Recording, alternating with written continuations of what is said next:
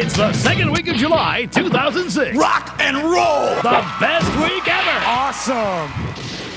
Where in the world is Suri Cruz? Jadon proves that it's against the rules to use your hands in soccer. Still missing Santino? Don't worry. Project Runway's back and better than ever. Here we go! Am I having deja vu, or is there really another Rocky movie coming out? I ain't interested in getting like mangled and embarrassed. And you may be a champion goose caller, guy who probably didn't have much competition, but one of these people is having the best week ever. Bring it! It's everything you love. Good boy. Whoa! Everything you missed. And all the stuff you need to see again. Shut up. The best week ever. Oh, baby. Oh, it's making me hot.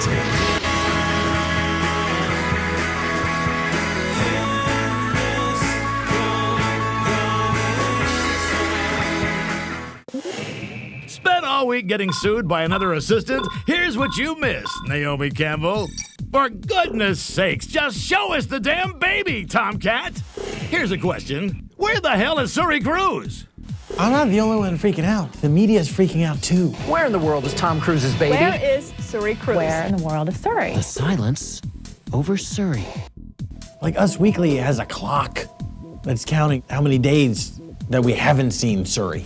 And Star Magazine was crying the other day. Look, it ain't just the fans that have been left in the dark. Big celebrities have not even seen this baby yet. The Travoltas haven't seen the baby. The Smiths haven't seen the baby. Lisa Marie Presley hasn't seen the baby. WTF? I'm guessing like Iceman and Goose, they haven't seen the baby. You know what? You know what? If this was a black couple, okay. If this was one of Will Smith and Jada Pinkett, and they weren't producing this baby, no documentation, no photos, the police will be over there asking questions about where this baby at. Where is little Chiquita? They'd be looking for Chiquita. The state would kick in the door and be like, where's Chiquita? But sorry. Oh, no, we just took their word for it. At least Lucy Ricardo walked around with that big cheese dressed up like a baby. Why aren't Tom and Katie walking around that way? Get a 30-pound cheese, put a little bonnet on it, and go down Rodeo Drive. Then TMZ.com released the birth certificate. That didn't clear anything up at all. In fact, it made things seem even shadier. The registered nurse on duty, also required to sign the certificate, was not in the delivery room during the birth and never got the chance to see the baby. How does she know that baby was born? Because somebody told her? Well, I got told that baby was born, and I don't believe it. And I'm not a nurse. There have been Suri sightings. It's like Sasquatch. She has so much hair, Suri. It's unbelievable, and her hair keeps growing. A hiker claims that he stumbled across Katie breastfeeding Suri while he was on his trail. Well, what I done was I was taking a dump in the woods, and I seen the mall nearby, and the baby was suckling on a wolf cub. Well, that's what I seen. Now, I had eaten some mushrooms earlier, but I don't know if that had to do. I can understand why the media is all excited about Suri. You know, they want to get pictures and sell their magazines and newspapers and everything. But I am concerned about Suri's whereabouts. Wish I had a reason why. If we could just get our hands on a picture of baby Suri, these guys could design a sweet onesie. The third season of Project Runway premiered this week, and already a couple of amazing characters have emerged. They may be far from Santino status, but hey, it's only the first episode. Third season of Project Runway started this week, and man, the characters are already popping. You got Vincent over here, a little crazy. It's like, here we go. You got Milan over there, a lot of crazy. It's gonna be a hell of a season. My name is Milan Breton. I was born in Taiwan. Milan has a record with Project Runway. He's the only person to have turned up for all 3 seasons' auditions. He was even accepted last year, but then he rejected it and alienated everybody by going off on them. Probably a better education than going to a design school where they kind of tell you what to do. Boy, talk about a bitch slap. Dude, you don't diss Tim Gunn. You mess with a gun, you're gonna get shot. Hello, my name is Milan, and I speak with a fake British accent. I myself prefer better quality fabrics. In some ways, Milan is totally the guy that you hate to love. He's totally condescending to the other contestants. It was like cattle trying to get to a feeder. They were like cattle trying to get at a feeder. What, Dracula? You better step off. I've been truly inspired. So while Milan was flaunting his fashion sense, another guy was flaunting his lack of sense. I'm talking about nutty old Vincent. It's doing it, yeah. Or as I like to call him, Captain Crazy Hat. Beautiful. The first challenge on Project Runway was to make clothes out of materials found in their apartment. And meeting this challenge with a misguided sense of enthusiasm was Vincent. I'm trying to work in this crazy hat. When I first saw Vincent's hat, I mean, I was incredulous. I mean, it was simply ridiculous looking. The hat that Vincent made was literally just a basket. I mean, even homeless people know you can't just put a basket on your head and make it a hat. Let's look at this kooky hat. You know, everybody had a great time laughing at Vincent for making a hat out of a basket, but you know what? I applaud him. Boom. Hat. Done. Fashion. Conquered. From a fashionista bitch slap to an overhand right from an old slugger, Rocky's back. This week, the trailer for Rocky Balboa hit the web, and if you thought it would be just a rehash of everything you saw in the first 5 movies, you were right. But we're excited as hell to see it anyway. Well, the trailer for Rocky Balboa was released this week, and this movie promises to be the most recent Rocky movie ever. The geniuses behind the new Rocky movie decided to call it Rocky Balboa, so that we'll probably forget that it's number 6. Or Rocky Balboa can't count past 5. Rocky 4, Rocky 5, Rocky Balboa. That's me. Where's the meat? I want a budget. The latest installment of Rocky has some scenes that we've seen before in other Rocky films. It's like seeing your favorite band from the 70s or the 80s on a nostalgia tour. You just want to see him do the greatest hits, you know? You want to see Rocky running up the stairs in a gray sweatsuit. You want to see him in a pork pie hat. You want to see a skinny girl that is ugly with glasses on, but when you take them off, she's still ugly, but you kiss her. And it doesn't matter how this looks to other people. And then Rocky does his classic non-traditional training methods of punching meat, push-ups, dragging chains. This guy can't afford a gold yet? I think there's still some stuff in the basement. You guys go to these state-of-the-art gyms, right? And still can't win anything. Rocky's sitting around his house going, you know what? You see that chain sitting over there? You see that rusty chain? You're like, throw that out. No, Rocky's like, no, attach that chain to 2 pieces of other things, and let's lift that up. Well, not everything's exactly the same. They changed a few things. Instead of a gruff white guy training Rocky, they got a gruff black guy. So what we'll be calling on is blunt force trauma. Let's start building some hurting bombs. Old trainer. Come on, Rock. New trainer. Come on, Rocky. It's over. Ain't nothing over till it's over. Where's that from? The 80s? That's probably the 70s. I think this franchise will continue for as long as Sly is not offered other film roles. I mean, how many times can be on the cover of Cigar Aficionado magazine? That ain't paying the bills. Here's a guy who doesn't use his fist to get what he wants, Rocky. He uses his head. This week, a vicious headbutt from French soccer legend Zinedine Zidane may have failed to break his opponent's sternum, but it did succeed at finally getting Americans to give a crap about soccer.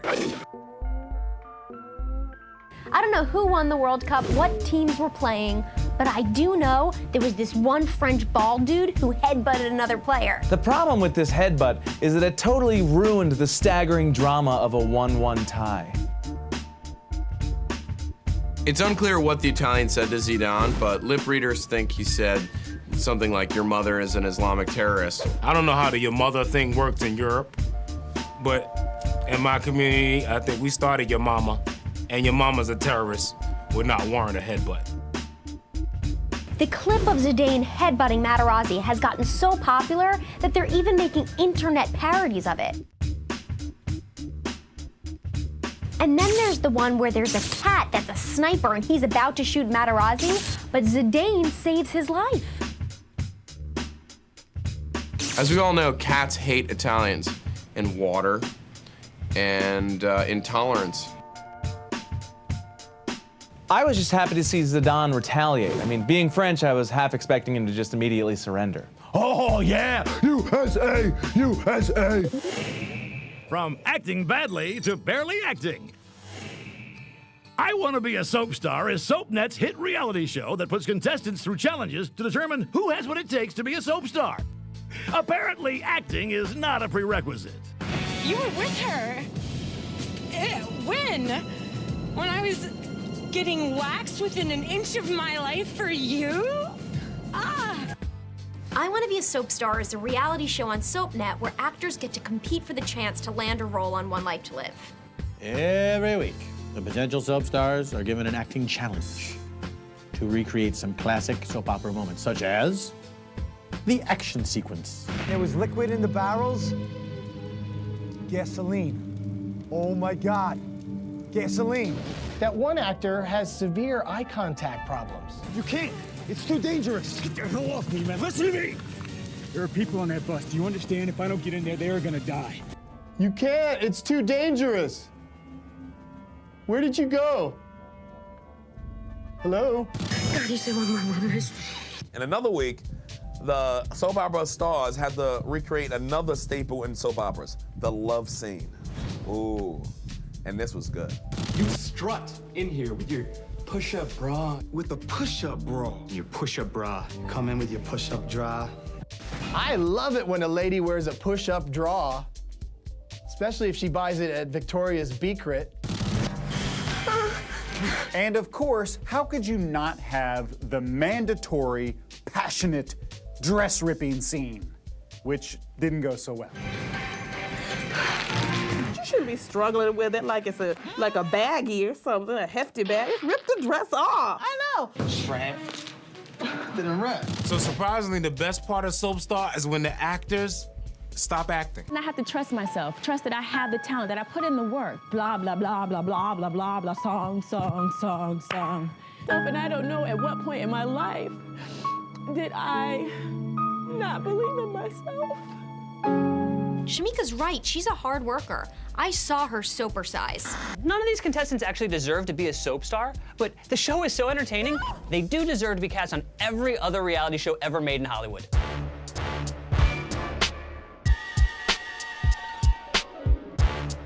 It's the Sizzler! Celebrity gossip so hot, it's pretending not to know you. What's that, Sizzler? Huh. I know you are, but what am I? Jealous heart. Wilmer Valderrama helicoptered Scarlett Johansson out to the Hamptons so she could join him at a party. But allegedly, her boyfriend, Josh Hartnett, wasn't very happy about it, even after Scarlett swore that she and Wilmer were just friends. If Wilmer sent a helicopter to bring Scarlett to the Hamptons, he banged her. Because that's a helicopter. That's like when I take a shorty out and I get her Fun Pass Metro card. It's like, I know you putting out. I put $4 on this card. Mouse Party! Lindsay Lohan and her underage friends were allegedly partying it up at an after-hours birthday bash at Disneyland. Forget Pluto, forget Goofy. I want to hang out with Drunky and her friends. Relative monogamy. Albert Einstein's collection of personal letters was just made public. They reveal the man was not only a genius, but a womanizer too. I would totally go for Albert Einstein. I mean, if he could think up M equals MC squared, I'm sure he can find my happy button. And that was the Sizzler. Carry on. That was the Sizzler. For more sizzling news, go to bestweekever.tv. That is so true. Oh, hi there. I'm Christian Finnegan. You know, it's summer, and what better way to spend these sunny days than sitting in a dark, air-conditioned room with 100 strangers eating a 3-gallon tub of popcorn?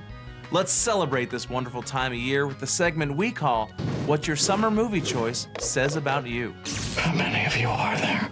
If you're all geared up for the supernatural thriller Lady in the Water, what you're saying about yourself is, I've seen all of M. Night Shyamalan's movies, and I can't wait to say, wait, that's the big twist ending? Seriously, dude, that's it? That's the payoff? You, M. Night? How's your sunset? It's perfect. I only wish you were here to share it with me. If you plan on seeing the Keanu Reeves, Sandra Bullock romance, The Lake House, what you're saying about yourself is, dude, I am so baked right now. This is gonna be totally hilarious. Lake House. Welcome to the 28th American Crossword Puzzle Tournament. If you're planning on heading to your local independent cinema to catch out the crossword puzzle documentary Wordplay, what you're saying about yourself is, excuse me, chums, what's a two-letter word for condescending jerkwad? Oh, yes. M-E. Thank you. If you refuse to see Superman Returns this summer, what you're saying about yourself is, I heart Al-Qaeda. It's time for Save It or Shave It, because some celebrity hair is worth saving and some is not. Eva Longoria. Oh my God, Eva hair looks great. It's so Jacqueline Smith on Charlie's Angels. Yeah. Save it. Save it. Ashley Simpson. Ashley, we're on to you. We know what you're up to, girl. Your father is never gonna love you as much as he loves Jessica. Shave it. Frankie Muniz.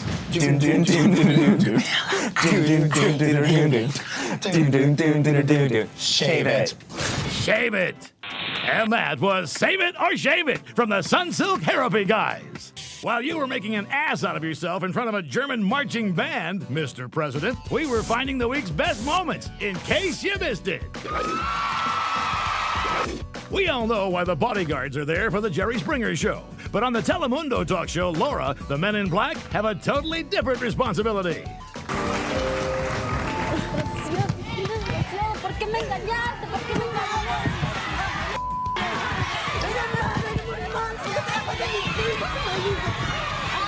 Ooh, in Mexico, they don't play. No, they don't. Move over, Jerry Springer, because you're going to get your ass beat on Laura. Okay. On Jerry Springer, the bodyguards stop the fights, right? On Laura, they hold you back and hold them down. So you get hit properly. I was like, ain't that illegal? What I loved about the Laura clip is the one lady in the white shirt, I don't think she had anything to do with that guy. And she just sort of seems to be somebody that jumped up out of the audience like, I don't know, you're holding him down. How often do I get this opportunity? What? I'm sorry, I can't hear you. All I hear is that loud squealing from the Today Show. I thought Katie Couric left. Good morning to all of you. Thanks for being here.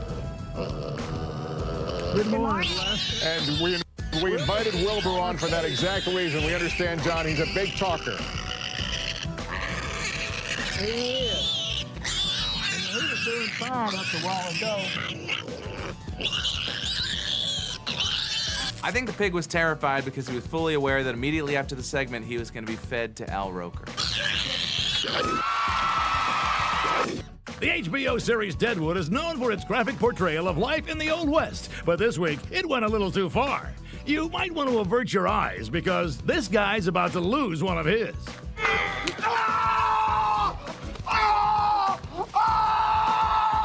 And that's the story of how Eagle-Eyed Jim became One-Eyed Jack. Stolen property is nothing new to Judge Mathis, but this plaintiff's list of former possessions might be the strangest yet. She took my snake, my iguana, my TV, my kids' clothes, DVDs. She took swords of mine. She cleared my whole house out and ransacked everything. This is like the most dangerous apartment ever. She's like, I came home and my swords were gone and my snakes and my big tiger and my piranha and my Chinese throwing stars and my weapons of mass destruction and my toaster. All gone. You know, I had a roommate who stole all of my reptiles and swords too. And we still don't speak to each other.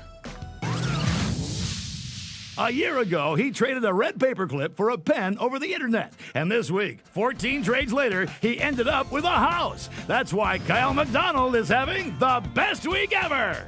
Canadian blogger Kyle MacDonald went on Craigslist a year ago and said that he wanted to trade his red paperclip for something better, with the goal of getting himself a house. And this week, after 1 year, he did it. So here's how Kyle maneuvered the best barter ever.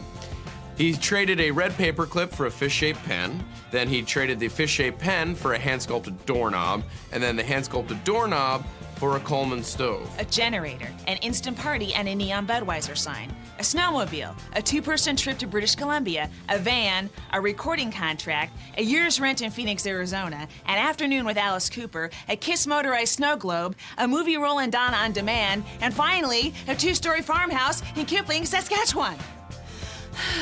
He didn't have to go through all these trades. I'm pretty sure property in Saskatchewan, he could have just taken the red paperclip directly and got the house. My favorite trade is the afternoon with Alice Cooper, traded for the motorized snow globe. How awesome would that be? So you can just sit there and go, yeah, oh, it's snowing. It's gonna keep on snowing because it's motorized.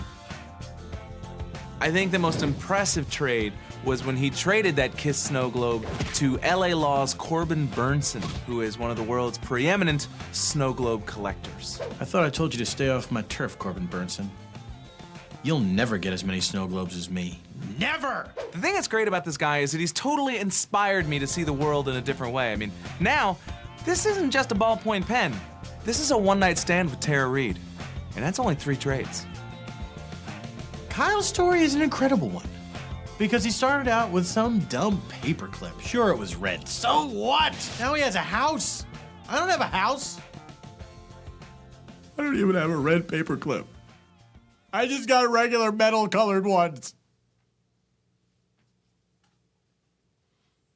Turn off the camera! Watch Best Week Ever every Friday night at 11 p.m.